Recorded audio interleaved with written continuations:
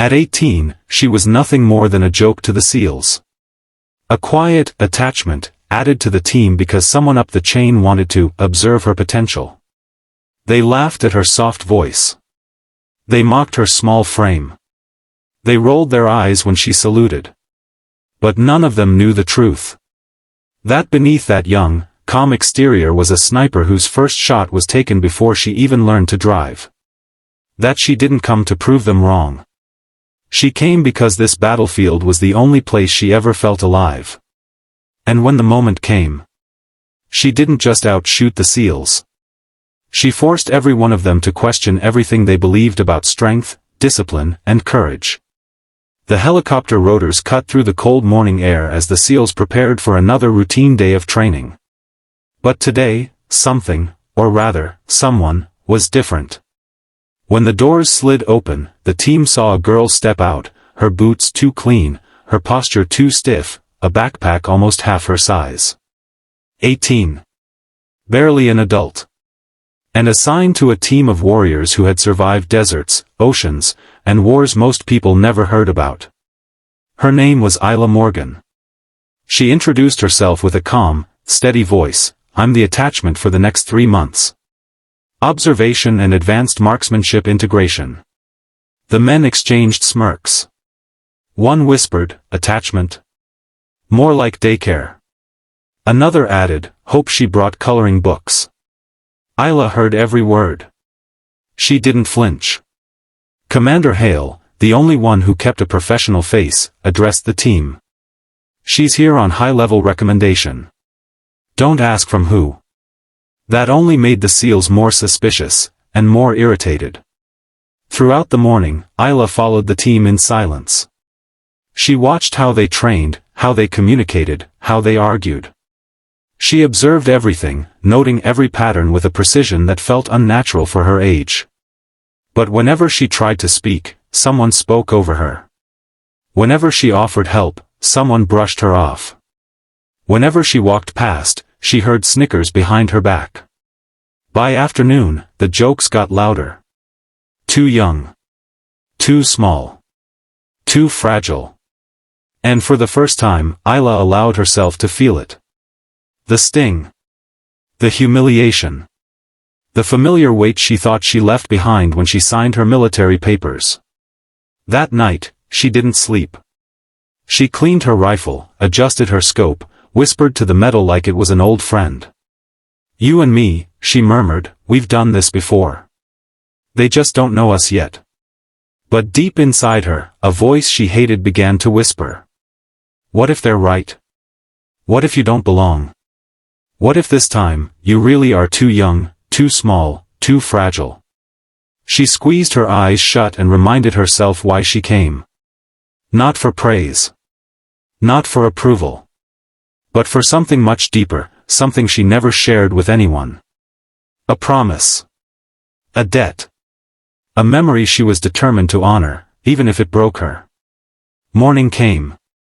And with it, a challenge she never expected. Commander Hale announced, long-range competition. All shooters. Including the attachment. Isla felt every pair of eyes lock onto her. Every smirk.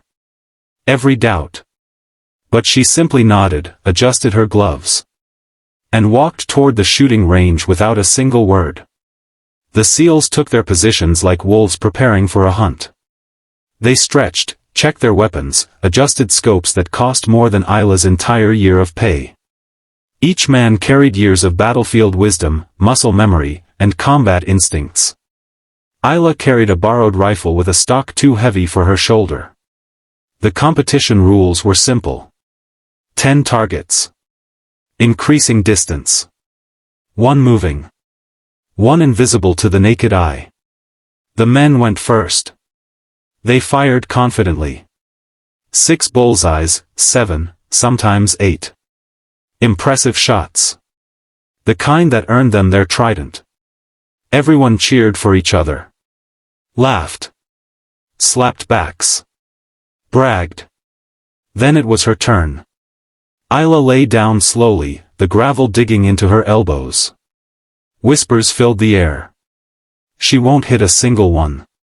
She's shaking already. Just let her try so we can move on. But the moment her cheek pressed against the stock, everything changed. Her breathing steadied. Her heartbeat slowed. The world disappeared. All she heard was the wind. All she felt was the earth. All she saw was the target, hundreds of yards away, barely a dot in the horizon. Her finger squeezed, gentle as a sigh. Crack. The target exploded into dust. The men fell silent. She didn't stop. Second shot. Third. Fourth. Every one landed with surgical perfection. When the targets moved, she anticipated their trajectory before the wind changed. When the invisible target challenge began, a heat mirage plate meant to fool even trained snipers, Isla placed a shot so clean it sounded like the air itself split open. 10 shots. 10 hits. 0 misses. The SEALs stared at her like she had just rewritten the rules of gravity. But Isla wasn't finished. Commander Hale stepped forward, disbelief on his face. "You hit a target no one's hit at that distance this year," he said. "Who trained you?" Isla's eyes softened, a shadow crossing them for the first time. "My brother." She paused. "He didn't make it back." The field fell silent. Wind swept across the range, carrying the weight of her words. Isla continued, voice steady but heavy. "He taught me everything. He said one day I'd stand where he couldn't. That I'd prove that skill, real skill, has no age, no rank, no permission." She lowered her rifle, hands trembling not from fear, but from truth she had finally spoken. And today, I needed to honor him. The SEALs looked at her, not as a child, not as an attachment, but as a soldier. A sniper. One of them. For the first time, none of them laughed. None mocked. None whispered. They just nodded, humbled.